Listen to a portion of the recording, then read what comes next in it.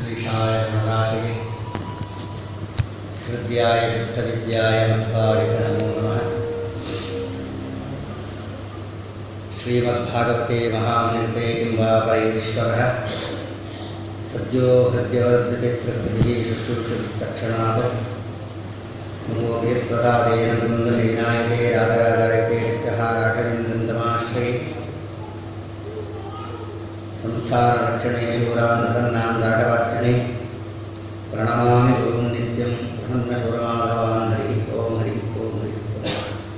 ಶ್ರೀಮದ್ಭಾಗವತ ಶ್ರೀಮದಾಚಾರ್ಯರು ಸಾಗರ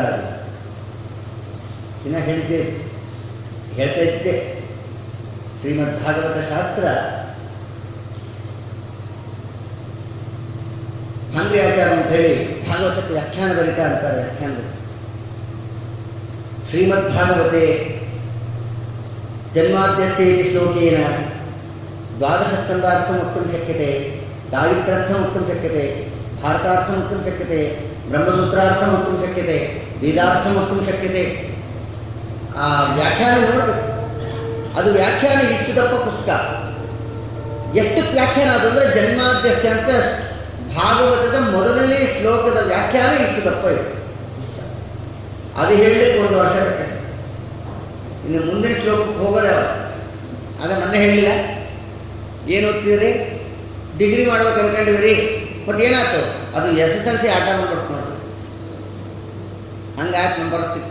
ಇರಲಿ, ಅಂತೂ ಭಾಗವತದಲ್ಲಿ ನೆನ್ನೆ ಸೃಷ್ಟಿಯ ಪ್ರಕರಣವನ್ನೆಲ್ಲ ಹೇಳೋ ಕಾಲಕ್ಕೆ ನಮಗೆ ಇರುವ ದಿನಗಳಲ್ಲಿ ಇರುವ ಸಮಯದಲ್ಲಿ ಎಷ್ಟು ಶ್ರವಣ ಮಾಡಲಿಕ್ಕೆ ಸಾಧ್ಯವೋ ಅಷ್ಟು ನವಲಿ ಕೃಷ್ಣಾಚಾರ್ಯ ಹೇಳಿದಂಗೆ ಸ್ವಲ್ಪ ಕಥಾಭಾಗ ಹೇಳಲಿಕ್ಕೆ ಸ್ವಲ್ಪ ಸಮುದ್ರೋಲ್ಲಂಘನ ಮಾಡಿ ಮುಂದಿನ ಕಥೆಯ ಬರೋಣ.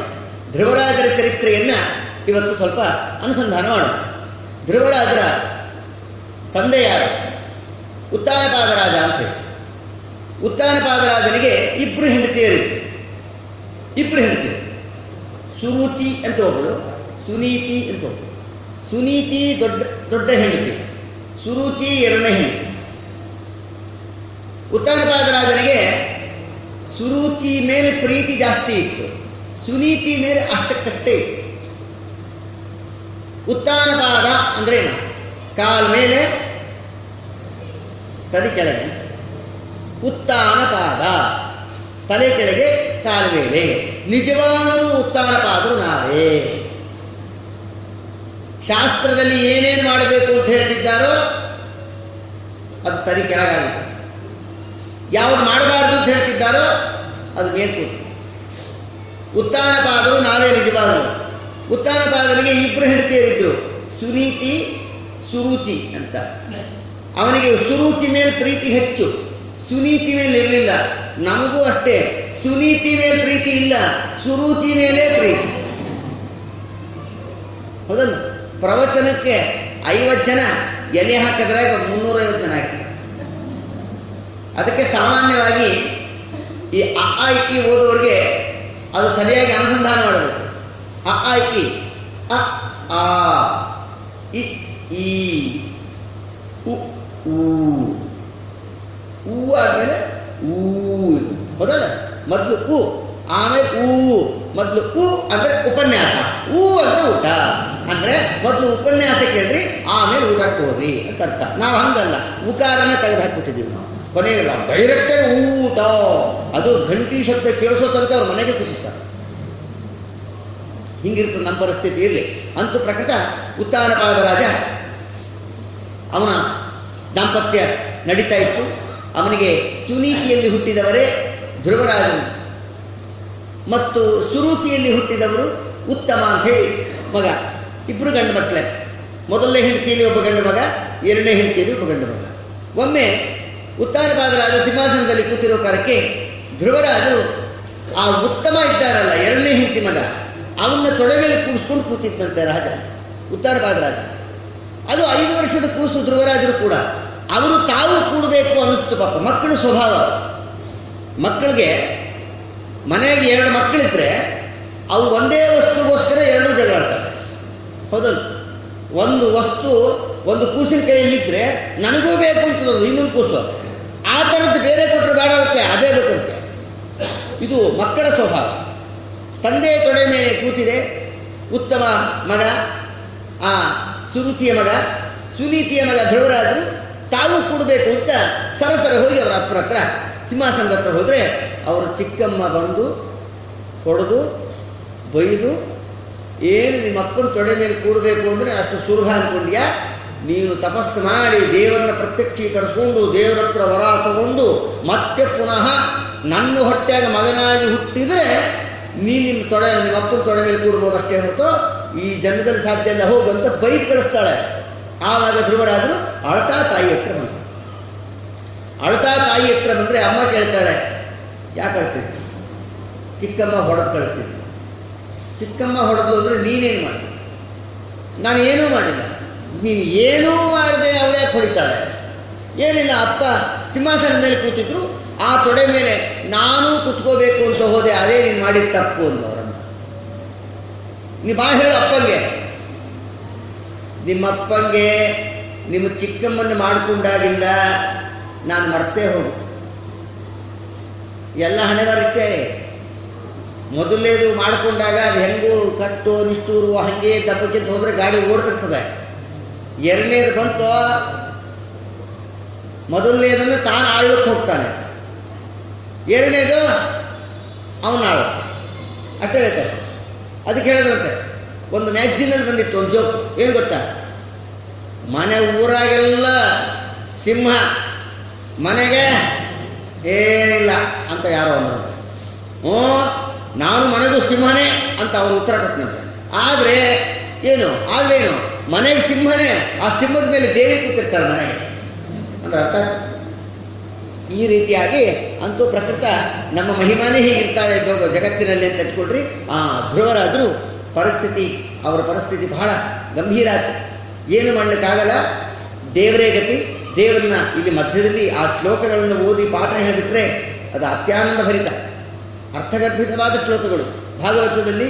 ಆ ರೀತಿಯಾಗಿ ತಾಯಿ ಹೇಳ್ತಾಳೆ, ಏನು ಮಾಡಲಿಕ್ಕಾಗಲ್ಲ, ದೇವರೇ ಗತಿ, ಅನಾಥೋ ದೇವರಕ್ಷಕ, ನೀರು ದೇವರನ್ನೇ ಹೋಗಿ ಮೊರೆ ಹೋಗು ಅಂದಾಗ ಆ ದೇವರನ್ನು ಮೊರೆ ಹೋಗಬೇಕು ಅಂತ ಹೊರಟಿದ್ದಾರೆ ಧ್ರುವರಾಜರು. ತಪಸ್ಸಿಗೆ 5 ವರ್ಷದ ಕೂಸು ತಪಸ್ಸಿಗೆ ಹೋಗ್ತಾ ಇರೋದು. ನೆನ್ನೆನೇ ಹೇಳಿದ್ವಿ ಪ್ರವಚನದಲ್ಲಿ, 5 ವರ್ಷದ ಕೂಸು ತಪಸ್ಸಿಗೆ ಹೋಗಬೇಕು ಅಂದ್ರೆ ಇನ್ನೆಂಥ ಜ್ಞಾನ ಅದು. ಹೊರಟು ನಾರದು ಬ್ರಹ್ಮನಂದನ ಕಾಡಿಗೆ ಬಂದ ತಕ್ಷಣ ನಾರದರು ಎದುರಿಗೆ ಬಂದರು. ನಾರದರಂತಾರೆ, ಮಗು ಎಲ್ಲಿ ಹೊರಟಿದ್ದೆ? ತಪಸ್ಸಿಗೆ ಅಂತು. ತಪಸ್ಸಿಗೆ 5 ವರ್ಷದ ಕೂಸು ನೀನೇನು ಮಾಡ್ತೀವೋ ತಪಸ್ಸು? ಸ್ವಾಮಿ, ನನಗೆ ಅವಮಾನ ಆಗದೆ, ನಾವು ಹೋಗ್ಲಿಕ್ಕೆ ಬೇಕು, ತಪಸ್ಸು ಮಾಡಲೇಬೇಕು, ದೇವರನ್ನು ಪ್ರತ್ಯಕ್ಷೀಕರಿಸ್ಕೊಳ್ಳೇಬೇಕು, ದೇವರ ಹತ್ರ ವರ ತಗೊಳ್ಳೇಬೇಕು. ಅವರಂತಾರೆ ನಾರದರು, 5 ವರ್ಷದ ಕೂಸು ನೀನೇನು ತಪಸ್ಸು ಮಾಡ್ತೀಯೋ? ಅವಮಾನ ಯಾಕಾಯ್ತು? ನಮ್ಮ ಚಿಕ್ಕಮ್ಮ ನನ್ನ ಬೈದ್ಲು, ಅದಕ್ಕೆ ಚಿಕ್ಕಮ್ಮ ಮನೆಗೆ ಬೈದ್ಲು ಅಂದರೆ ಅವಮಾನ ಫೀಲ್ ಮಾಡ್ತಾ ಇದ್ದೀಯಾ ಅಂತಂತಾರೆ ನಾರದರು. ಮನೆಯಲ್ಲಿ ಹಿರಿಯರು ಬೈದರೆ ಮಾನಾಪಮಾನಗಳ ಪ್ರಶ್ನೆ ಚಿಕ್ಕ ಮಕ್ಕಳಿಗ. ದೊಡ್ಡವರು ಮನೆಯಲ್ಲಿ ಬೈದಾಗ ಚಿಕ್ಕ ಮಕ್ಕಳಿಗೆ ದೊಡ್ಡವರು ಬೈದಾಗ ಅದನ್ನು ಮಾನಾಪಮಾನ ಅಂತ ತಗೋಬಾರ್ದು. ಶಿಕ್ಷೆಗೋಸ್ಕರ ಕನ್ನಡದಲ್ಲಿ ಒಂದು ಗಾದೆ ಇದೆ, ಮುದ್ದಿಸೋ ಕೈಯೇ ಶಿಕ್ಷಿಸೋದು ಅಂತ. ಮುದ್ದಿಸೋ ಕೈಯೇ ಶಿಕ್ಷೆ ಮಾಡೋದು. ಆ ಶಿಕ್ಷೆ ಉದ್ದೇಶ ಏನು ಗೊತ್ತಾ? ಮುಂದೆ ಇವನಿಗೆ ದೊಡ್ಡ ಶಿಕ್ಷೆ ಸಿಗದೇ ಇರಲಿ ಸಮಾಜದಲ್ಲಿ ಅಂತ ಅವನು ವ್ಯವಸ್ಥಿತವಾಗಿ ಬೆಳಿಬೇಕು ಅಂತ ಶಿಕ್ಷೆ ಮಾಡ್ತಾರೆ. ಅದರಿಂದ ನೀನು ಹಾಗೆಲ್ಲ ಅನ್ನಬಾರ್ದಪ್ಪ. ಮಾನಾಪಮಾನಗಳ ಪ್ರಶ್ನೆ ಚಿಕ್ಕ ಮಕ್ಕಳಿಗೆಲ್ಲ ಸರಿ ಹೋಗಲ್ಲ. ನಾನು ಹೇಳ್ತೀನಿ, ಬಂದು ಊರಿಗೆ ಹೋಗೋಣ, ಸಮಾಧಾನ ಮಾಡಿ ನಾನು ನಿನಗೆ ಅರಮನೆಗೆ ಬಿಟ್ಟು ಬರ್ತೀನಿ ಬಾ ಅಂದರು. ನಾರದರಂದಾಗ ಕೂಸಂತದೆ, ನೀವು ಹೇಳಿದ್ದು ಸರಿ, ಮಾನಾಪಮಾನಗಳ ಪ್ರಶ್ನೆ ಮಕ್ಕಳಿಗೆ ಇರಬಾರ್ದು ಅಂತ ನೀವು ಹೇಳಿದ್ದು ಸರಿ. ಅದು ಯಾರಿಗೆ? ಬ್ರಾಹ್ಮಣರು. ನಾನು ಕ್ಷತ್ರಿಯ, ಮಹಾರಾಜ, ಮುಂದೆ ರಾಜನಾಗಿ ದೇಶ ಆಳುವನು. ದೇಶ ಆಳುವ ಮಹಾರಾಜನಿಗೆ ಯಾರಾದರೂ ದಾರಿಯಲ್ಲಿ ಹೋಗೋರು ಬೈಸ್ಕೊಂಡ್ರೆ ಬೈದ್ರಿ ಬಿಡ್ರಿ ಅನ್ನಬಾರ್ದು. ಮಹಾರಾಜರ ಕೆಲಸ ಅಲ್ಲ ಅದು. ಬ್ರಾಹ್ಮಣರು ತಾಳುವಿಗಿಂತ ತಪವಿಲ್ಲ ಅಂತ ಬ್ರಾಹ್ಮಣರಿಗೆ ಹೇಳಿದ್ದು. ಯಾಕೆ? ಯಾರೇನೋ ಬೈದ್ರಾ ಏನು ಅವ್ರು ಬೈದು ನಮ್ಮ ಮೈ ತೂತಿದ್ರು ಕೈ ಬೈಕೇಳಿ ಅಂತ ಬ್ರಾಹ್ಮಣರು ಅನ್ಬೇಕು. ಇವು ಜಗಳಕ್ಕೆ ಹೋಗಬಾರ್ದು ಬ್ರಾಹ್ಮಣರು. ಯಾರು ಬೈದ್ರೆ ಸತ್ಯ ಪಾಲನೆ ಕೆತ್ತೀನಿ ನಾನು.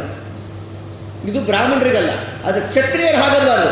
ಯಾರ್ಯಾರು ಅಪಮಾನ ಮಾಡಿದ್ರೆ ಅವರಿಗೆ ಶರಣಾಗತನಾಗಬೇಕು, ಇಲ್ಲ ಮಟ್ಟ ಹಾಕಿ. ಶರಣಾಗತನಾದ ಅವರಿಗೆ ದಾಸ ಆದ ಅಂತ ಅರ್ಥ. ಮಟ್ಟ ಹಾಕಿದ ಇವನೇ ಶ್ರೇಷ್ಠ ಅಂತ ಅರ್ಥ. ಇದು ಕ್ಷತ್ರಿಯರ ಉಚಿತವಾದ ಕರ್ಮ. ಅದಕ್ಕೆ ಧ್ರುವರಾಜರಿಗೆ ನಾರದರು ಎಷ್ಟು ಹೇಳಿದ್ರು ಕೇಳಲಿಲ್ಲ ಅಂತೂ ಪರೀಕ್ಷೆ ಮಾಡಿದ್ರು. ಇವರಿಗೆ ತಪಸ್ಸು ಮಾಡಬೇಕು ಅಂತ ದೀಕ್ಷೆ ಇದೆಯೋ ಏನೋ ಆ ಟೆನ್ಷನ್ ಒಳಗೆ ಬೈದಾರೆ ಅನ್ನೋ ಸಿಟ್ಟಿಗೆ ಏನೋ ಓಡ್ ಬಂದ ಅಂತ. ಹೌದು, ಕೆಲವು ಹುಡುಗರು ಮನೆ ಬೈದ್ರು ಅಂತ ಸಿಟ್ಟು ಮಾಡ್ಕೊಂಡು ಹೋಗ್ತಾರೆ. ರಾತ್ರಿ ಎಲ್ಲ ಫ್ರೆಂಡ್ ಮನೆ ಕಲಿಕಳ್ತಾರೆ. ಬೆಳಿಗ್ಗೆ ಮನೆಗೆ ಹೋದೇನ, ಮನೆಗೆ ಹೋಗಿ ಚಹಾ ಕುಡ್ದೇನ ಅಂತ ಸಾಯ್ತಾರೆ. ಮನೆಗೆ ಹಿರಿಯರು ಓದಾಡ್ತಿರ್ತಾರೆ, ಇವ್ನು ಮನೆಗೂ ಹೋಗ್ತಾನೆ, ಏನೋ ಶಾಟ್ರೆ ಮಾಡ್ತಾನೆ. ಅದರಿಂದ ಸರ್ವಾತ್ಮನ ಇವನು ಹಂಗೆ ಬಂದಾನೋ ಹಿಂಗೆ ಬಂದಾನೋ ವಿಚಾರ ಮಾಡಿದ್ರು. ಅವನು ತಪಸ್ಸಿಗೇ ಬಂದಾನೆ ಅಂತ ಗೊತ್ತಾಯಿತು. ಮಂತ್ರೋಪದೇಶವನ್ನು ಮಾಡ್ತಾರೆ. ಓಂ ನಮೋ ಭಗವತೆ ವಾಸುದೇವಾಯ ಅಂಥೇಳಿ ತಪಸ್ಸು ಮಾಡಿದಾಗ ಯಾವ ಕ್ರಮದಲ್ಲಿ ತಪಸ್ಸು ಮಾಡೋದು ಅಂತ ತಿಳಿಸ್ತಾರೆ ಭಾಗವತದಲ್ಲಿ. ತ್ರಿರಾತ್ರಾಂತೆ ತ್ರಿರಾತ್ರಾಂತೆ ಕಪಿತ್ತ ಭದರಾಶನಃ. 5 ತಿಂಗಳು ತಪಸ್ಸು, 6ನೇ ತಿಂಗಳೇ ದೇವರ ಪ್ರತ್ಯಕ್ಷ. 1ನೇ ತಿಂಗಳು ತಪಸ್ಸು ಹೇಗೆ ಮಾಡಿದ್ರು?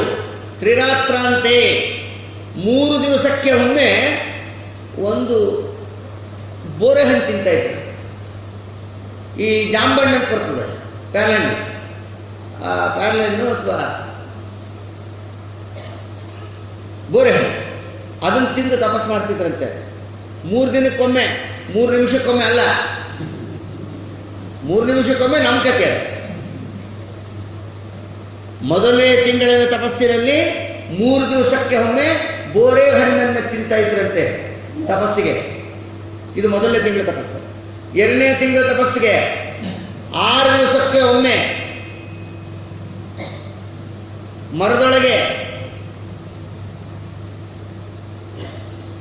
ಹುಟ್ಟಿರೋ ಆ ತೊಪ್ಪಲಿರ್ತದಲ್ಲ, ಮರದಾಗೆ ಒಣಗಿ ಗಾಳಿ ಬೀಸಿದಾಗ ಆ ಗಾಳಿಗೆ ಕೆಳಗೆ ಜಾರಿ ಬಿಟ್ಟಿರ್ತಾವಲ್ಲ ಒಣಗಿದ ಎಲೆಗಳು, ಆ ಒಣಗಿದ ಎಲೆ ತಗೊಂಡು ಬಾಯಿಗೆ ಇಟ್ಕೊತಿದ್ರು.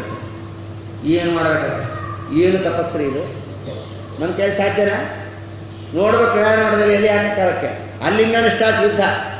ಎಲೆ ಹಾಕಿಕೊಂಡು ಹೋಗಿರ್ತಾರೆ. ಬ್ಯಾರೆ ಎಲೆ ಕೊಡ್ರಿ, ಬ್ಯಾರೆ ಎಲೆ. ಏನು ಅವರ ಅಪ್ಪನ ಗಂಟ ಏನು ಅಲ್ಲೇ ಸಂಸಾರ ಮಾಡಬೇಕಾಗಿದೆ. ಸಂಸ್ಥಾನ ಅಂದಮೇಲೆ ಒಂದು ಹೆಚ್ಚು ಕಮ್ಮಿ ಇರ್ತದೆ. ಎಲ್ಲರಿಗೂ ಒಂದೇ ನಮೂನೆ ಇರಲ್ಲ, ಹೆಚ್ಚು ಕಮ್ಮಿ ಇರ್ತದೆ. ಅಡ್ಜಸ್ಟ್ ಮಾಡ್ಕೊಂಡು ತಿಂದೆದ್ದವ್ರು ಅಷ್ಟೇ. ಇನ್ನು ಕೆಲವರು ನೋಡ್ಬೇಕು, ಅವರು ಡಿಗ್ನಿಟಿ ನೋಡ್ರೆ, ನಮಗೆ ಊಟ ಹೆಂಗಾದ್ರೂ ಇಲ್ಲಪ್ಪ, ಎಲೆ ಮಾತ್ರ ಕಟ್ಟಾಸ್ತಿರ್ಬೇಕು, ಹಂಗಾರೆ ತಂದ್ಕೊಡು ಮಠಕ್ಕೆ, ಹಂಗನ್ನೋನು. ಹೌದೌದು, ಅದಕ್ಕೋಸ್ಕರವಾದಂತಾರೆ ಸರ್ವಾತ್ಮನ ಒಣಗಿದ ಎಲೆಯನ್ನು ತಿಂದುಕೊಂಡು ತಪಸ್ಸು ಮಾಡಿದ್ದಾರೆ. 6 ದಿವಸಕ್ಕೆ ಒಮ್ಮೆ ಒಣಗಿದ ಎಲೆ.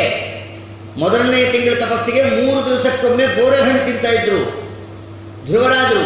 2ನೇ ತಿಂಗಳ ತಪಸ್ಸಿಗೆ 6 ದಿವಸಕ್ಕೊಮ್ಮೆ ಒಣಗಿದ ಎಲೆ ತಿಂತಾ ಇದ್ರು, ಆರಿಸ್ಕೊಂಡು ನೆಲದ ಮೇಲೆ ಬಿದ್ದಿದ್ದು. ಏನು ಮರ ಹತ್ತಿ ಕಿತ್ಕೊಂಡು ತಿಂದಿಲ್ಲ. ಆಯ್ತು. ಇನ್ನ 3ನೇ ತಿಂಗಳ ತಪಸ್ಸಿಗೆ 9 ದಿವಸಕ್ಕೆ ಒಮ್ಮೆ ನೀರು ಕುಡಿತಿದ್ರಂತೆ. ನಾವು 9 ನಿಮಿಷಕ್ಕೊಮ್ಮೆ ನೀರು ಕುಡಿತೀವಿ. 9 ದಿವಸಕ್ಕೊಮ್ಮೆ ನೀರು ಕುಡಿತಾ ಇದ್ದಿದ್ದವರು ಧ್ರುವರಾಜರು. ಇದು 3ನೇ ತಿಂಗಳಿಗೆ. ಇನ್ನ 4ನೇ ತಿಂಗಳ ತಪಸ್ಸಿಗೆ 12 ದಿವಸಕ್ಕೊಮ್ಮೆ ಉಸಿರಾಡ್ತಾ ಇದ್ರಂತೆ. ಉಸಿರಾಟ 12 ದಿವಸಕ್ಕೊಮ್ಮೆ.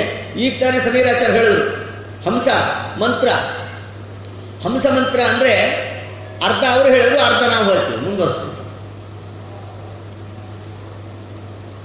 21,632 ಶತ ಶ್ವಾಸ ಜಪಗಳ 3 ವಿಧ ಜೀವರೊಳಗದ್ಯದ ಕಲ್ಪ ಪರ್ಯಂತ ಅದನ್ನು ಹೇಳಿದ್ರಲ್ಲ. 21,600 ಶ್ವಾಸ ಜಪಗಳು. ಆ ಮಂತ್ರ ಜಪ ಮಾಡ್ತಾ ಇರ್ತಾರೆ ವಾಯುದೇವರು. ಹಂಶಚ್ಚು ಜಗತ್ವ ಸ್ವರಂತರಿಕ್ಷ ಸದ್ಯೋತ ವೇದಿ ಸತತಿ ಸಿದ್ಧರೂಢಸತ್ ಧೃಷತ್ವ ರಸತ ಪ್ರಸಬ್ಜೋ ವಸದಬ್ಜ ಭೋಜಾ ಋತಜ ಅತ್ರಿಜ ಋತಂ ಬೃಹತ್. ಋತಂ ಋಗ್ವೇದ, ಬೃಹತ್ ಯಜುರ್ವೇದ. ಈ ರೀತಿಯಾಗಿ ಹಂಶಚ್ಚು ತ್ರಿಷತ್ವ ಸ್ವರಂತರಿಕ್ಷ ಸದ್ಯೋತ ವೇದಿ ಸತತಿ ಸಿದ್ಧರೂಢಸತ್ ಧೃಷತ್ವ ರಸತ ಪ್ರಸಬ್ಜೋ ವಸದಬ್ಜ ಭೋಜಾ ಋತಜ ಅದ್ರಿಜ ಋತಂ ಬೃಹತ್. ಹಂಸ ಮಂತ್ರವನ್ನು ಜಪ ಮಾಡ್ತಾರೆ. 21,600. ಹೇಗದು? ವಾಯುದೇವರು ನಮ್ಮ ಹೃದಯದಲ್ಲಿದ್ದು ಕುತ್ಕೊಂಡು ನಮ್ಮ ಕೈಲಿ ಉಸಿರಾಡುತ್ತಾರೆ. ಆ ಒಂದು ಉಸಿರಾಟ ಆಡ್ತೀವಲ್ಲ, ಅದಕ್ಕೆ ಹಂಸ ಮಂತ್ರ ಅಂತ ಕರೆಯೋದು. ಅದು ವಾಯುದೇವರು ಮಾಡ್ತಾರೆ. ನಮ್ಮ ದೃಷ್ಟಿಯಲ್ಲಿ ಉಸಿರಾಟ, ಅದು ವಾಯುದೇವರ ದೃಷ್ಟಿಯಲ್ಲಿ ಜಪ.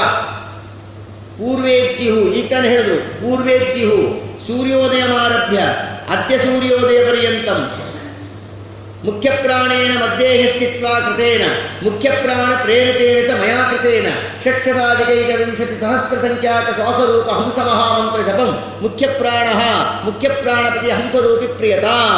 ಕೃಷ್ಣಾರ್ಪಣ. ನಿನ್ನೆ ಬೆಳಗ್ಗೆಯಿಂದ ಇವತ್ತು ಬೆಳಗ್ಗೆ ತನಕ ನಾವೇನು ಉಸಿರಾಟ ಆಡಿದ್ದೀವಿ ಸ್ವಾಮಿ, ನಿನ್ನ ಅನುಗ್ರಹದಿಂದ ಉಸಿರಾಡಿಸಿದ್ದಿ, ಇದನ್ನ ನಿನ್ನ ಮೂಲಕನೇ ದೇವರಿಗೆ ಸಮರ್ಪಣೆ ಮಾಡ್ತೀವಿ ಅಂತ ವಾಯುದೇವರನ್ನು ಪ್ರಾರ್ಥನೆ ಮಾಡ್ತೀವಿ. ತದಂತರ ಏನು ಪರಮಾತ್ಮನಿಗೆ, ಹಂಸ ಶಬ್ದವಾಚ್ಯನಾದ ಪರಮಾತ್ಮನಿಗೆ, ಹಂಸರೂಪಿ ಪರಮಾತ್ಮನಿಗೆ. ಇದು ನಿನ್ನೆಯಿಂದ ಇವತ್ತಿನ ತನಕ ಮಾಡಿದ್ದು. ಮತ್ತು ಇವತ್ತು ಬೆಳಗ್ಗೆಯಿಂದ ನಾಳೆ ಬೆಳಗ್ಗೆ ತನಕ ಮಾಡುವುದು ಸಂಕಲ್ಪ ಮಾಡಬೇಕು. ಅದ್ಯ ಪ್ರಾತರಾರಭ್ಯ ಶ್ವಃ ಸೂರ್ಯೋದಯ ಪರ್ಯಂತಂ ಷಟ್ಶತಾಧಿಕೈಕ ವಿಂಶತಿ ಸಹಸ್ರ ಸಂಖ್ಯಾಕ ಶ್ವಾಸರೂಪ ಹಂಸ ಮಹಾಮಂತ್ರ ಜಪಂ ಮುಖ್ಯ ಪ್ರಾಣ ಮಧ್ಯೇಹೇ ಸ್ಥಿತ್ವಾ ಕರೋತಿ ತತ್ಪ್ರೇರಿತ ಹಂತ್ಯ ಕರೋಮಿ ಅಂತ ಮಾಡಬೇಕು. ಇದು ಪ್ರತಿನಿತ್ಯ ನಾವು ಮಾಡಬೇಕು. ಬರೇ ಸಂಧ್ಯಾವಂದನೆ ಅಲ್ಲ, ಇದು ಮಾಡಬೇಕು. ಸಂಧ್ಯಾವಂದನೆ ಮಾಡೋದು ಸರಿ, ಗುರುಮಂತ್ರ ಮಾಡೋದು ಸರಿ, ತತ್ವನ್ಯಾಸ ಮಾತೃಕಾನ್ಯಾಸ ಮಾಡೋದು ಸರಿ, ಇದೆಲ್ಲ ಮಾಡುವುದರ ಜೊತೆಗೆ ನಾರಾಯಣ ಕೃಷ್ಣಾಷ್ಟಾಕ್ಷರ ಮಂತ್ರ ಜಪ ಮಾಡೋದು ಸರಿ, ಜೊತೆಗೆ ಈ ಹಂಸ ಮಂತ್ರವನ್ನು ಕೂಡ ಪ್ರತಿನಿತ್ಯ ಮಸ್ಟ್ ಅಂಡ್ ಶುಡ್ ಹೇಳಿ. ಗಂಡಸರು, ಹೆಂಗಸರು 6321000 ಶ್ವಾಸ ಜಪಗಳ 3 ವಿಧ ಜೀವರೊಳಗರ್ಜ ಕಲ್ಪ ಪರ್ಯಂತ ತಾರಚಿಸಿ ಸತ್ವರಿಗೆ ಸುಖ ಸಂಸಾರ ನಿಷ್ಠರಿಗೆ ಅಥವಾ ಜನರಿಗೆ ಪಾರ ದುಃಖಗಳೀವ ಗುರುಪವಮಾನ ಸಲಹೆಮ್ಮ ಇಷ್ಟು ಹೇಳಿದ್ರೆ ಸಾಕು. ತಾಯಂದ್ರಗಳಿಗೆ ಈ ಪದ್ಯ ಹೇಳ್ಕೊಡ್ರಿ ಸಾಕು. ಗಂಡಸರಿಗೆ ಇದನ್ನು ಹೇಳಲೇಬೇಕು. ಗೊತ್ತಿಲ್ವಾ? ಯಾರ ಹತ್ರ ಹೇಳಿಸ್ಕೊಂಡು ಕಲ್ತು ಹೇಳಿ ಮಸ್ಟ್ ಅಂಡ್ ಶುಡ್.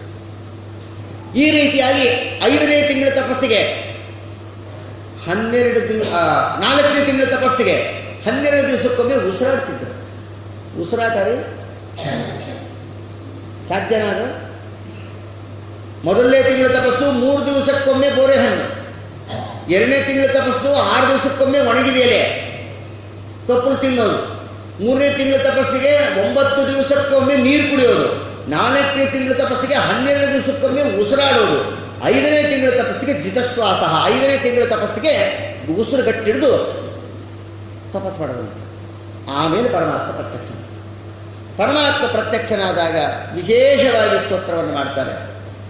ಯಾವ ಪ್ರತ್ಯಕ್ಷನಾದರೆ ಧ್ರುವರಾಜರು ಕಣ್ಣು ಮುಚ್ಚಿಕೊಂಡು ತಪಸ್ಸು ಮಾಡ್ತಾ ನಿಂತಿದ್ದಾರೆ. ಪರಮಾತ್ಮ ಪ್ರತ್ಯಕ್ಷ ಆಗ್ಯಾನ, ಇನ್ನೂ ಕಣ್ಣು ಬಿಟ್ಟಿದ್ದಾರೆ. ಯಾಕೆ?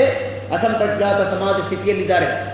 ತಪಸ್ಸು ಮಾಡ್ತಾ ಇದ್ರೆ ಅವರ ಹೃದಯದಲ್ಲಿ ವಾಸುದೇವ ರೂಪಿ ಪರಮಾತ್ಮ ಚಿತ್ರ ಮೂಡಿಬಿಟ್ಟಿರುತ್ತೆ, ಟಿವಿ ಮೂಡ್ದಂಗೆ. ಅಲ್ಲೇ ಹೃದಯದಲ್ಲೇ ದೇವರನ್ನು ನೋಡ್ತಾ ಇದ್ರು. ಹಾಗಾಗಿ ಹೊರಗಡೆ ದೇವರು ಪ್ರತ್ಯಕ್ಷ ಆಗಿದ್ದು ಅವ್ರಿಗೆ ಗಮನ ಇಲ್ಲ. ಅದಕ್ಕೆ ಪರಮಾತ್ಮನನ್ನು ನೋಡಬೇಕಾಗಿರೋದೇ ಹೃದಯದಲ್ಲಿ ಮೊದಲು. ನಮ್ಮ ಸ್ವರೂಪಭೂತವಾದ ಶರೀರದಲ್ಲೇ ಪರಮಾತ್ಮನ ಬಿಂಬರೂಪವನ್ನು ನೋಡೋದೇ ಮೋಕ್ಷ. ಅಂದರೆ ನಮ್ಮ ಬಿಂಬರೂಪ ನೋಡೋದು ಯಾವಾಗ? ವೈಕುಂಠ ಲೋಕಕ್ಕೆ ಹೋದ ಮೇಲೆ. ಅಲ್ಲಿ ತನಕ ನಮಗೆ ಆ ರೂಪ ಕಾಣಿಸೋದೇ ಇಲ್ಲ. ಆ ರೂಪಕ್ಕೋಸ್ಕರನೇ ಸ್ನಾನ, ಪೂಜಾ, ಜಪ, ಅನುಷ್ಠಾನ, ದಾನ, ಯಜ್ಞ, ತಪಸ್ಸು, ಪಾಠ, ಪ್ರವಚನ ಇವೆಲ್ಲ ನಡೆಯೋದು ಅದಕ್ಕೋಸ್ಕರನೇ. ನಮ್ಮ ಹೃದಯದಲ್ಲಿದ್ದ ದೇವರನ್ನು ನೋಡೋದಕ್ಕೋಸ್ಕರ ಇಷ್ಟು ಸಾಧನೆ ಮಾಡ್ತಾ ಇರೋದು. ಹೊರಗಡೆ ನೋಡೋದೆಲ್ಲ ಸರಿ, ಆದರೆ ನಮ್ಮ ಉಪಾಸ್ಯ ಮೂರ್ತಿ, ನಮ್ಮ ಸ್ವರೂಪ ದೇಹದಲ್ಲಿ ಯಾವ ಭಗವದ್ ರೂಪ ಇದೆ, ಆ ಭಗವದ್ ರೂಪ ಯಾವುದು ಅಂತ ನಮಗೆ ಗೊತ್ತಿಲ್ಲ. ನಮಗೆ ಗೊತ್ತಾಗೋದೇ ವೈಕುಂಠದಲ್ಲಿ. ವೈಕುಂಠಕ್ಕೆ ಹೋದಮೇಲೆ ಅಲ್ಲಿ ತನಕ ಆ ರೂಪ ನೋಡೋದೇ ಮೋಕ್ಷ ಅಂತ. ಸ್ವರೂಪಾನಂದಾವಿರ್ಭಾವ ರೂಪವಾದ ಮೋಕ್ಷ ಅಂದ್ರೇನು?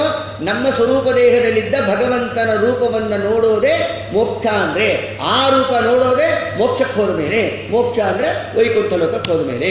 ಆದ್ದರಿಂದ ತಪಸ್ಸನ್ನು ಮಾಡಿ ಪರಮಾತ್ಮ ಪ್ರತ್ಯಕ್ಷನಾದರೆ ಕಣ್ಣು ಬಿಡಲಿಲ್ಲ, ಹೃದಯದಲ್ಲಿ ಚಿತ್ರ ಮೂಡಿದೆ. ಆಗ ಪರಮಾತ್ಮ ಏನು ಮಾಡಿದ? ಧ್ರುವರಾಜರ ಹೃದಯದಲ್ಲಿ ಮೂಡಿದ ಆ ಚಿತ್ರವನ್ನು ಪರಮಾತ್ಮ ಮಾಯ. ಅವನು ಮಾಯ ಮಾಡಿದ ತಕ್ಷಣ ದೇವರು ಮಾಯ ಆದ್ನಲ್ಲ, ಹೃದಯದಲ್ಲಿ ಪಟ್ಟಂತ ಕಣ್ಣು ಬಿಟ್ಟು ನೋಡ್ತಾರೆ ಪರಮಾತ್ಮನನ್ನು. ಕಂಠಗತ್ತಿದ್ದವರು ಮಾತಾಡಲಿಕ್ಕಾಗ್ತಾ ಇಲ್ಲ. ಪರಮಾತ್ಮನ ಆ ಅತ್ಯದ್ಭುತವಾದ ಸೌಂದರ್ಯವನ್ನು ನೋಡಿ ಏನು ಮಾಡಬೇಕು ಗೊತ್ತಿಲ್ಲ. 5 ವರ್ಷದ ಕೂಸು, ಅದಕ್ಕೆ ಬಾಯೇ ಬರ್ತಾ ಇಲ್ಲ ಮಾತಾಡಲಿಕ್ಕೆ. ಆಗ ಪರಮಾತ್ಮ ಏನು ಮಾಡ್ದ? ತನ್ನ ಕೈಯಲ್ಲಿದ್ದ ಪಾಂಚಜನ್ಯವನ್ನು ಇಟ್ಟು ಈ ರೀತಿ ಸ್ಪರ್ಶ ಮಾಡಿದ. ಪಸ್ಪರ್ಶ ಕಪೋಲಿ, ಶಂಖವನ್ನು ಸ್ಪರ್ಶ ಮಾಡಿದ್ರೆ ಆವಾಗ ಸ್ತೋತ್ರ ಮಾಡ್ತಾರೆ. ಧ್ರುವರಾಜರ ಬಾಯಿಯಲ್ಲಿ ಬಂದ ಮಾತೇನು ಗೊತ್ತಾ? ಯೋಂತ ಪ್ರವಿಶ್ಯ ಮಮ ವಾಚಮಿಮಾಂ ಪ್ರಸುಪ್ತಾಂ ಸಂಜೀವ ಯದ್ಯಖಿಲ ಶಕ್ತಿಧರಸ್ವಧಾಮ್ನ ಅನ್ಯಾಂಶ ಹಸ್ತಚರಣ ಶ್ರವಣತ್ವಗಾದಿ ಪ್ರಾಣಾನ್ನಮೋ ಭಗವತೆ ಪುರುಷಾಯ ತುಭ್ಯಂ ಯಹ ಅಂತಃ ಪ್ರವಿಶ್ಯ ಇಮಂ ವಾಚಂ ವಾಚಮಿಮಾಂ ಇಮಾಂ ವಾಚಂ ಪ್ರಸುಪ್ತಾಂ ಸಂಜೀವಯತಿ ಅಖಿಲ ಶಕ್ತಿ ಧರಸ್ವಧಾಮ್ನ ಅನ್ಯಾಂಶ್ಚ ಹಸ್ತ ಚರಣತ್ವಗಾಲಿಂ ಪ್ರಾಣಾನ್ನಮೋ ಭಗವತೆ. ನಮ್ಮ ಕಣ್ಣು, ನಮ್ಮ ಕಿವಿ, ನಮ್ಮ ಕೈ, ನಮ್ಮ ಕಾಲು, ನಮ್ಮ ಬಾಯಿ, ನಮ್ಮ ಮುಖ, ನಮ್ಮ ಮೂಗು, ನಮ್ಮ ಮನಸ್ಸು, ನಮ್ಮ ಕೈ ಕಾಲುಗಳು ಎಲ್ಲ ಪ್ರೇರಣೆ ಆಗೋದು ನಿನ್ನಿಂದ. ನಿನ್ನ ಪ್ರೇರಣೆಯಿಂದ ಜಗತ್ತು ನಡೀತಾ ಇದೆ ಪ್ರಭೋ. ಆದ್ದರಿಂದ ನಿನ್ನ ಅನುಗ್ರಹ ನಮ್ಮ ಮೇಲೆ ಇರಲಿ ಅಂತ ಅಭಿಪ್ರಾಯ ಆ ಶ್ಲೋಕದ ಅಭಿಪ್ರಾಯವನ್ನು ನಮಗೆ ಶಾಸ್ತ್ರದಲ್ಲಿ ತಿಳಿಸಿಕೊಡ್ತಾರೆ. ಆಗ ಪರಮಾತ್ಮ ಅನುಗ್ರಹ ಮಾಡ್ತಾನಂತೆ. ಏನಂತ? ಧ್ರುವರಾಜ, ನೀನು ಮಾಡಿದ ತಪಸ್ಸಿಗೆ ನಾನು ಪ್ರಸನ್ನನಾಗಿದ್ದೀನಿ. ನೀನು ಅವಿಚ್ಛಿನ್ನವಾಗಿ 36,000 ವರ್ಷ ರಾಜ್ಯಭಾರವನ್ನು ಮಾಡು ಅಂತ ಪರಮಾತ್ಮ ಅನುಗ್ರಹ ಮಾಡ್ತಾನೆ.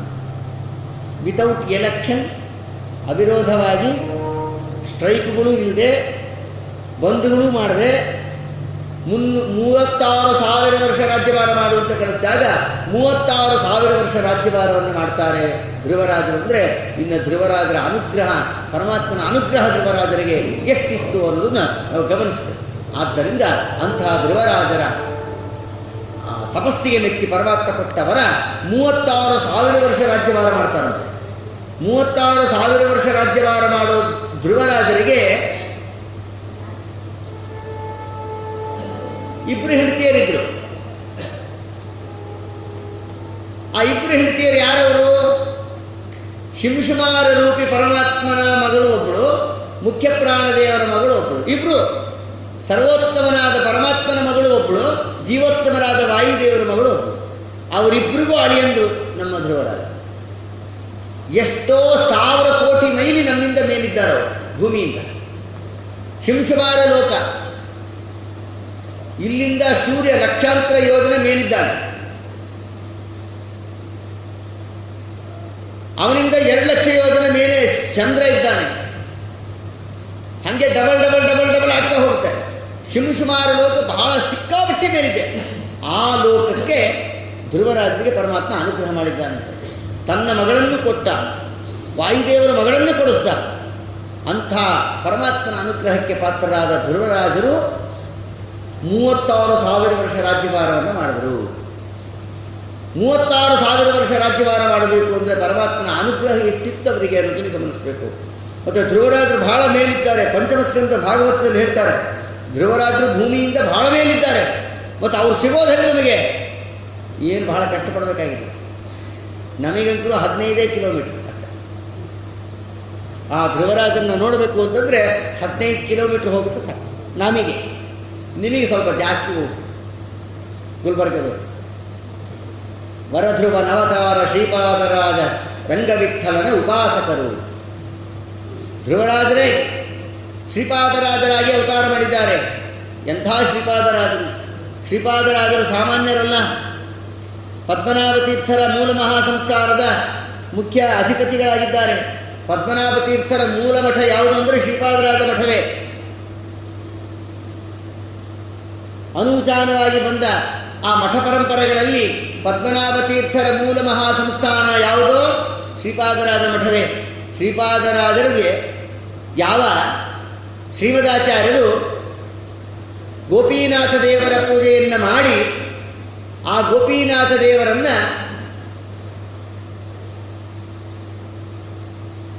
ಪದ್ಮನಾಭ ತೀರ್ಥರಿಗೆ ಕೊಟ್ಟರು ಮಧ್ವಾಚಾರ್ಯರು. ಪದ್ಮನಾಭ ತೀರ್ಥರು, ನರಹರಿ ತೀರ್ಥರು, ಮಾಧವ ತೀರ್ಥರು, ಅಶೋಕ ತೀರ್ಥರು, ಇದೊಂದು ಲೈನು. ಆದರೆ ಪದ್ಮನಾಭ ತೀರ್ಥರು ಒಬ್ಬರಿಗೆ ಆಶ್ರಮ ಕೊಟ್ಟರು ಗುರುಗಳು. ಅವರು ಬೆಳೆಸಿದ ಪರಂಪರ. ಮಧ್ವಾಚಾರ್ಯರು ಪೂಜೆ ಮಾಡಿದಂಥ ಗೋಪೀನಾಥ ದೇವರನ್ನ ಪದ್ಮನಾಭ ತೀರ್ಥರ ಮೂಲಕ ಪರಮಾತ್ಮ ಆ ಗೋಪೀನಾಥ ದೇವರು ಶ್ರೀಪಾದರಾಜ ಮಠಕ್ಕೆ ಬಂದರು. ಆ ಶ್ರೀಪಾದರಾಜರು ಎಂಥವ್ರಿ? ಅದಕ್ಕೆ ಹಿಂದಿನ ಕಾಲದಿಂದ ಈ ಮಠತ್ರಯ ಅಂತ ಹೇಳಿ ಒಂದು ಹೆಸರು ಬಂದಿದೆ. ಮಠತ್ರಯ ಅಂತ ಯಾವುದು ಕಲಿತಾ ಇದ್ರು ಅನ್ನೋದನ್ನು ಗಮನಿಸ್ಬೇಕು ನಾವು. ಶ್ರೀಪಾದರಾಜರು ಯಾರ ಶಿಷ್ಯರು? ಶ್ರೀಪಾದರಾಜರಿಗೆ ವಿದ್ಯಾ ಹೇಳಿದ ಗುರುಗಳು ಯಾರು ಅಂದರೆ ವಿಭುಧೇಂದ್ರ ತೀರ್ಥರು ಶ್ರೀಪಾದರಾಜರಿಗೆ ಪಾಠ ಹೇಳಿದ್ದು. ವಿಭುಧೇಂದ್ರ ತೀರ್ಥರು ಯಾರು ಪ್ರಶ್ನೆ ಈಗ. ವಿಭುಧೇಂದ್ರ ತೀರ್ಥರು ಯಾರು ಗೊತ್ತಾ? ಪದ್ಮನಾಭ ತೀರ್ಥರು, ನರಹರಿ ತೀರ್ಥರು, ಮಾಧವ ತೀರ್ಥರು, ಅಚ್ಯೋಕ ತೀರ್ಥರು, ಜಯತೀರ್ಥರು, ವಿದ್ಯಾಧಿರಾಜರು, ವಾಗೀಶರು, ಶ್ರೀಮಧ್ವಂ ಪದ್ಮನಾಭಂ ನರಹರಿ ಮುನಿಪಂ ಮಾಧವಾಚ್ಛೋಪ್ಯತೀರ್ಥೋ ವಂದೇ ಶ್ರೀಮಜ್ಜಯಾರ್ಯಂ ಮುನಿವರಮಿತ ವಿದ್ಯಾಧಿರಾಜಂ ಕವೀಂದ್ರಂ ವಾಗೀಶಂ. ವಿದ್ಯಾಧಿರಾಜರು, ಕವೀಂದ್ರರು, ವಾಗೀಶರು, ರಾಮಚಂದ್ರರು ಶಿಷ್ಯರೇ ವಿಭುಧೇಂದ್ರ ತೀರ್ಥರು. ಆ ವಿಭುಧೇಂದ್ರ ತೀರ್ಥರು ಮಹಾಜ್ಞಾನಿಗಳು, ಮಹಾನುಭಾವರವರು. ಆ ವಿಭುಧೇಂದ್ರ ತೀರ್ಥರೇ ಈ ಪದ್ಮನಾಭ ತೀರ್ಥರ ಈ ಪರಂಪರೆಯಲ್ಲಿ ಈ ಸಾಲಿನಲ್ಲಿ ಬಂದವರು ವಿಭುಧೇಂದ್ರ ತೀರ್ಥರು. ರಾಮಚಂದ್ರ ತೀರ್ಥರ ಕರಕಮಲ ಸಂಜಾತರು, ಅವರಿಂದ ಅನುಗ್ರಹಿತರು. ಆಕೇರಲಂ ತಥಾಶೇತು ಮಾಗಂಗಂಚ ಹಿಮಾಲಯಂ ನಿರಾಕೃತ ಅದ್ವೈತ ಶೈವಂ ವಿಭುಧೇಂದ್ರ ವಿರುಂಭದೆ ಅಂತಾರೆ. ವಿಭುಧೇಂದ್ರ ತೀರ್ಥರು ಲೋಕಮಾನ್ಯರು. ಆ ವಿಭುಧೇಂದ್ರ ತೀರ್ಥರೇನು ಬಂದರು ಆ ಪರಂಪರೆಯಲ್ಲಿ ರಾಮಚಂದ್ರ ತೀರ್ಥರ, ಮಧ್ವಾಚಾರ್ಯರು, ಪದ್ಮನಾಭ, ನರಹರಿ, ಮಾಧವ, ಅಚ್ಛೋಪ್ಯ ತೀರ್ಥರು, ಟೀಕಾಕೃತ್ಪಾದರು. ಆ ಟೀಕಾಕೃತ್ಪಾದರ ಶಿಷ್ಯರೇ ವಿದ್ಯಾಧಿರಾಜರ ಶಿಷ್ಯರೇ ಕವೀಂದ್ರರು, ಅವರ ಶಿಷ್ಯರೇ ವಾಗೀಶರು, ಅವರ ಶಿಷ್ಯರೇ ರಾಮಚಂದ್ರರು. ಆ ರಾಮಚಂದ್ರರೇ ಕರಕಮಲ ಸಂಜಾತರೇ ವಿಭುಧೇಂದ್ರ. ಆ ವಿಭುಧೇಂದ್ರ ತೀರ್ಥರೇನಿದ್ದಾರೆ ಆ ಪದ್ಮನಾಭ ತೀರ್ಥರ ಮೂಲ ಪರಂಪರೆಯಲ್ಲಿ ಬಂದ ಆ ಶ್ರೀಪಾದರಾಜ ಮಠ ಏನು, ಶ್ರೀಪಾದರಾಜರು ಪ್ರಸಿದ್ಧರಾದ ಕಾರಣ ಅವರ ಹೆಸರು ಬಂತು. ಆ ಶ್ರೀಪಾದರಾಜರಿಗೆ ಈ ವಿಭುಧೇಂದ್ರ ಪಾಠ ಹೇಳಿತು. ಅಂದರೆ ಆ ವಿಭುಧೇಂದ್ರರು ರಾಯರ ಮಠಕ್ಕೆ ಮೂಲ ಪುರುಷರು. ಆ ವಿಭುಧೇಂದ್ರ ತೀರ್ಥರು ರಾಮಚಂದ್ರ ತೀರ್ಥರ ತನಕ ಕಾಮನ್ ಆಗಿ ಬಂತು. ಆ ರಾಮಚಂದ್ರ ತೀರ್ಥರ ಕರಕಮಲ ಸಂಜಾತರೇ ವಿಭುಧೇಂದ್ರ ತೀರ್ಥರು. ಆ ವಿಭುಧೇಂದ್ರ ತೀರ್ಥರ ಶಿಷ್ಯರೇ ಜಿತಾಮಿತ್ರರು, ಅವರ ಶಿಷ್ಯರೇ ರಘುನಂದನರು, ಅವರ ಶಿಷ್ಯರು ಸುರೇಂದ್ರರು, ಅವರ ಶಿಷ್ಯರು ವಿಜೇಂದ್ರರು, ಅವರ ಶಿಷ್ಯರು ಸುಧೀಂದ್ರರು, ಅವರ ಶಿಷ್ಯರು ನಮ್ಮ ಲೋಕಮಾನ್ಯರಾದ ರಾಘವೇಂದ್ರ ಸ್ವಾಮಿಗಳು. ಅವರ ಪರಂಪರೆಯಿಂದ ಈ ಸುಭದೇಂದ್ರ ಪರ್ಯಂತ ಅಲ್ಲಿ ತನಕ ಬಂದಿದೆ. ಅದು ರಾಯರ ಮಠದ ಪರಂಪರೆ. ಇಲ್ಲಿ ಶ್ರೀಪಾದರಾಜರ ಮಠದ ಪರಂಪರೆಯಲ್ಲಿ ಬಂದ್ರಲ್ಲ ಶ್ರೀಪಾದರಾಜರು, ಪದ್ಮನಾಭ ತೀರ್ಥರ ಪರಂಪರೆಯಲ್ಲಿ ಶ್ರೀಪಾದರಾಜರಿಗೆ ಈ ವಿಭುಧೇಂದ್ರ ತೀರ್ಥರು ಪಾಠ ಹೇಳಿದರು.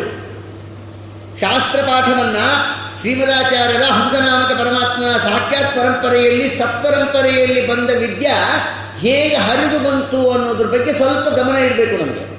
ಅದನ್ನು ನಾವು ತಿಳ್ಕೊಳ್ಳೇಬೇಕಾದ ಅಂಶ. ಆ ವಿಭುಧೇಂದ್ರ ತೀರ್ಥರಿಗೆ ಪಾಠ ರಾಮಚಂದ್ರ ತೀರ್ಥರಿಂದ. ರಾಮಚಂದ್ರ ತೀರ್ಥರ ಗುರುಗಳು ವಾಗೀಶರು, ಅವರು ಕವೀಂದ್ರರು, ವಿದ್ಯಾಧಿರಾಜರು, ಟೀಕಾರಾಯರು. ಅಂದರೆ ಟೀಕಾರಾಯರು ಪಾಠ ಹೇಳಿದ ಪರಂಪರೆ ಎಲ್ಲಿ ಬಂತು ಅನ್ನೋದನ್ನು ಸ್ವಲ್ಪ ಗಮನ ಕೊಟ್ಟು ಕೇಳಬೇಕು ನಾವು. ಅಲ್ಲಿಂದ ಬಂದಿದ್ದು ವಿಭುಧೇಂದ್ರ ತೀರ್ಥರಿಗೆ ಟೀಕಾರಾಯರಿಂದ ಬಂದ ನೇರವಾದ ಪಾಠ, ಮಧ್ವಾಚಾರ್ಯರಿಂದ ಬಂದ ಪಾಠ ಅದು ನೇರವಾಗಿ. ಆ ವಿಭುಧೇಂದ್ರ ತೀರ್ಥರು ಶ್ರೀಪಾದರಾಜರಿಗೆ ಆಶ್ರಯ ಕೊಟ್ಟು ಅವರಿಗೆ ಪಾಠ ಹೇಳಿದರು. ಪಾಠದ ಆಶ್ರಯ ಅಂದರೆ ಪಾಠಕ್ಕೆ ಆಶ್ರಯ, ಪಾಠವನ್ನು ಹೇಳಿದರು. ವಿಭುಧೇಂದ್ರ ತೀರ್ಥರು ರಾಯರ ಮಠದ ಮೂಲ ಪುರುಷರು. ಅಂದರೆ ಶ್ರೀಪಾದರಾಜರಿಗೆ ವಿಭುಧೇಂದ್ರರು ಪಾಠ ಹೇಳಿದ್ರು. ಅಂದರೆ ರಾಯರ ಮಠಕ್ಕೆ ಸಂಬಂಧಪಟ್ಟ ಮೂಲ ಪುರುಷರಿಂದ ಪಾಠ, ಆಚಾರ್ಯರ ಮೂಲ ಪರಂಪರೆಯಲ್ಲಿ ಬಂದಂಥ ಪಾಠ ಎಲ್ಲಿಗೆ ಹೋಯಿತು? ಜ್ಞಾನ ಶ್ರೀಪಾದರಾಜ ಮಠಕ್ಕೆ ಬಂತು. ಆ ವಿಭುಧೇಂದ್ರರಿಂದ ಉಪದಿಷ್ಟರಾದ ಆ ಶ್ರೀಪಾದರಾಜರು ಯಾರಿಗೆ ಪಾಠ ಹೇಳಿದರು? ವ್ಯಾಸರಾಜರಿಗೆ ಪಾಠ ಹೇಳಿದರು. ಶ್ರೀಪಾದರಾಜರು ಪಾಠ ಹೇಳಿದ್ದು ವ್ಯಾಸರಾಜರಿಗೆ. ಆಶ್ರಮ ಗುರುಗಳು ಬ್ರಹ್ಮಣ್ಯ ತೀರ್ಥರು, ವಿದ್ಯಾಗುರುಗಳು ಶ್ರೀಪಾದರಾಜರು. ಅಂದರೆ ಈ ಕವೀಂದ್ರರವಾಗಿ ಶ್ರೀರಾಮಚಂದ್ರ ಪರಂಪರೆಯಲ್ಲಿ ಬಂದ ಚತುರ್ಯುಗ ಮೂರ್ತಿ ಬ್ರಹ್ಮದೇವರ ಕರಾರ್ಚಿತ ಮೂಲರಾಮದೇವರ ಪೂಜೆಯನ್ನು ಮಾಡ್ತಾ ಬಂದಂಥ ಆ ಪರಂಪರೆಯಲ್ಲಿ ಬಂದ ವಿಭುಧೇಂದ್ರರು, ಶ್ರೀಪಾದರಾಜರು ಶ್ರೀಮದಾಚಾರ್ಯ ಕರಾರ್ಚಿತ ಪದ್ಮನಾಭ ತೀರ್ಥರಿಂದ ಪರಂಪರೆಯಲ್ಲಿ ಬಂದ ಗೋಪೀನಾಥ ದೇವರ ಪೂಜೆಯನ್ನು ಮಾಡುವಂಥ ಶ್ರೀಪಾದರಾಜರಿಗೆ ವಿಭುಧೇಂದ್ರರು ಪಾಠ ಹೇಳಿದ್ದು. ಅಂದರೆ ರಾಯರ ಮಠದ ಮೂಲ ಪುರುಷ ವ್ಯಕ್ತಿಗಳಿಂದ ಪಾಠ ಶ್ರೀಪಾದರಾಜ ಮಠಕ್ಕೆ ಬಂತು. ಶ್ರೀಪಾದರಾಜರು ವಿಭುಧೇಂದ್ರರಿಂದ ಪಾಠವನ್ನು ಕಲಿತು ಶ್ರೀಪಾದರಾಜರು ಪಾಠ ಹೇಳಿದ್ದು ಯಾರಿಗೆ? ವ್ಯಾಸರಾಜರಿಗೆ. ಅಂದರೆ ರಾಯರ ಮಠದ ಮೂಲ ಪುರುಷರಿಂದ ವಿದ್ಯಾ ಶ್ರೀಪಾದರಾಜ ಮಠಕ್ಕೆ ಬಂದರೆ ಆ ಶ್ರೀಪಾದರಾಜ ಮಠಕ್ಕೆ ಬಂದ ವಿದ್ಯಾ ವ್ಯಾಸರಾಜ ಮಠಕ್ಕೆ ಹೋಯಿತು. ಅಂದರೆ ವ್ಯಾಸರಾಜರಿಗೆ ಪಾಠ ಹೇಳಿತು. ವ್ಯಾಸರಾಜರು ಏನು ಮಾಡಿದ್ರು? ವಿಜೇಂದ್ರರಿಗೆ ಪಾಠ ಹೇಳಿದರು. ವಿಜೇಂದ್ರರು ವ್ಯಾಸರಾಜರು ಶಿಷ್ಯರು. ವಿಭುಧೇಂದ್ರರಿಂದ ಶ್ರೀಪಾದರಾಜರು, ಶ್ರೀಪಾದರಾಜರಿಂದ ವ್ಯಾಸರಾಜರು, ವ್ಯಾಸರಾಜರಿಂದ ಮತ್ತೆ ವಿಜೇಂದ್ರರು ಮತ್ತೆ ವಾಪಸ್ ಇಲ್ಲಿ. ವಿಜೇಂದ್ರರು ಕಂಬಾಲು ರಾಮಚಂದ್ರ ತೀರ್ಥರಿಗೆ, ಕಂಬಾಲು ರಾಮಚಂದ್ರ ತೀರ್ಥರು ಮತ್ತೆ ರಾಯರು. ಇದಕ್ಕೆ ಮಠತ್ರಯ ಅಂತ ಕರೆದಿದ್ದಾರಲ್ಲ. ಆಗಿನ ಕಾಲಕ್ಕೆ ಮಠತ್ರಯ ಅಂತ ಕರೆದಿದ್ದು ಈ ಪರಂಪರೆಯಿಂದ. ಅಂದ ಮೇಲೆ ಇನ್ನೊಂದು ಸರಿ ಹೇಳ್ತೇನೆ, ವಾರ್ತೆಗಳ ಮುಖ್ಯಾಂಶಗಳು ಹೇಳಿದೆ. ಪದ್ಮನಾಭ ಯಾವ ಮಧ್ವಾಚಾರ್ಯರು, ಪದ್ಮನಾಭ, ನರಹರಿ, ಮಾಧವ, ಅಚ್ಚೊಪ್ಪಿ ತೀರ್ಥರು, ಜಯತೀರ್ಥರು, ವಿದ್ಯಾಧಿರಾಜರು, ಕವೀಂದ್ರರು, ವಾಗೀಶರು, ರಾಮಚಂದ್ರರು, ವಿಭುಧೇಂದ್ರರು ತನಕ ಬಂತು. ಚತುರ್ಯುಗಮೂರ್ತಿ ಮೂಲರಾಮದೇವರ ಪೂಜೆ ಮಾಡ್ಕೊಂಡು ಬಂದ ಪರಂಪರಾ. ವಿಭುಧೇಂದ್ರ ತೀರ್ಥರಿಂದ ಜ್ಞಾನೋಪದೇಶವನ್ನು ಪಡೆದವರು ಶ್ರೀಪಾದರಾಜರು, ಶ್ರೀಪಾದರಾಜರಿಂದ ಜ್ಞಾನೋಪದೇಶ ಪಡೆದವರು ವ್ಯಾಸರಾಜರು, ವ್ಯಾಸರಾಜರಿಂದ ಜ್ಞಾನೋಪದೇಶ ಪಡೆದವರು ರಾಯರ ಮಠದ ಪರಂಪರೆಯಲ್ಲಿ ಬಂದ ವಿಜೀಂದ್ರರು, ರಾಯರ ಪರಮಗುರುಗಳು, ವಿಜೀಂದ್ರ ಸ್ವಾಮಿಗಳಿಂದ ಜ್ಞಾನೋಪದೇಶ ಪಡೆದವರು ವ್ಯಾಸರಾಜ ಮಠದ ಪರಂಪರೆಯಲ್ಲಿ ಬಂದ ಮಹಾಜ್ಞಾನಿಗಳು ಕಂಬಾಲೂರು ರಾಮಚಂದ್ರ ತೀರ್ಥರು ಅಂತ ಮಹಾಜ್ಞಾನಿಗಳು. ನಾಳೆ ನಾವು ಅನ್ಕೊಂಡೇ ಇಲ್ಲ ಮನಸ್ಸಲ್ಲಿ ಆರಾಧನೆ ನಾಳೆ ನಮ್ಗೆ ಗೊತ್ತಿಲ್ಲದೆ ಅಚಾನಕ್ಕಿದೆ.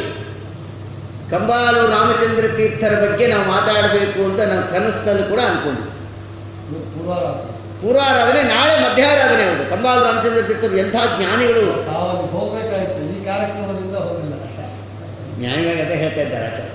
ನಮ್ಮ ಗುರುಗಳು ಇವತ್ತು ಆ ಕಂಬಾಲೂರು ರಾಮಚಂದ್ರ ತೀರ್ಥರ ಆರಾಧನೆಗೆ ನಮ್ಮ ಗುರುಗಳು ಇವತ್ತು ಹೋಗಿದ್ದಾರಲ್ಲಿ. ನಾಳೆ ಇದೆ, ನಾಳೆ ಗುರುಗಳು ಅಲ್ಲಿರ್ತಾರೆ. ನಮ್ಮ ಗುರುಗಳು ಇವತ್ತೇ ಇದ್ದಾರಲ್ಲಿ.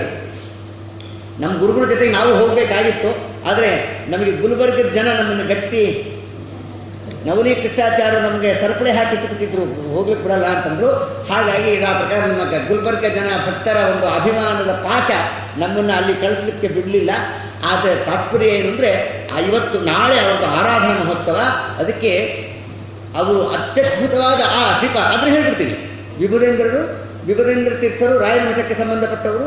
ಆ ವಿಭುಧೇಂದ್ರ ತೀರ್ಥರಿಂದ ಶ್ರೀಪಾದರಾಜರು, ಶ್ರೀಪಾದರಾಜರಿಂದ ವ್ಯಾಸರಾಜರು, ವ್ಯಾಸರಾಜರಿಂದ ವಿಜೀಂದ್ರರು, ವಿಜೀಂದ್ರರಿಂದ ಕಂಬಾಲೂರು ರಾಮಚಂದ್ರ ತೀರ್ಥರು, ಕಂಬಾಲೂರು ರಾಮಚಂದ್ರ ತೀರ್ಥರಿಂದ ರಾಯರು. ಮತ್ತೆ ಕಂಬಾಲೂರು ರಾಮಚಂದ್ರ ತೀರ್ಥರು ವ್ಯಾಸರಾಜ ಮಠದ ಪರಂಪರೆಯಲ್ಲಿ ಬಂದ ಮಹಾಜ್ಞಾನಿಗಳು. ಅವ್ರದ್ದು ಆರಾಧನೆ ಇವತ್ತು ನಾಳೆ ನಾಡ್ದು.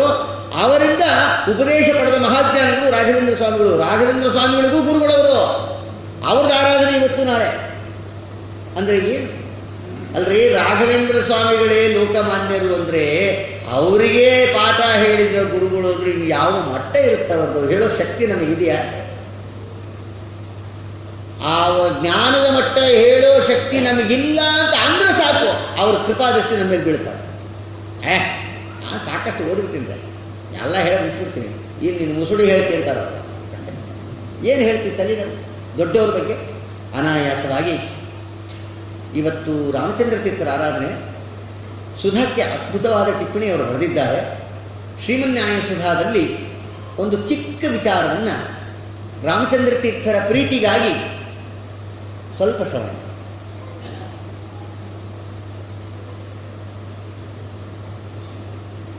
ಸ್ವಲ್ಪ ವ್ಯಾಕರಣ ವಿಷಯ ಅದು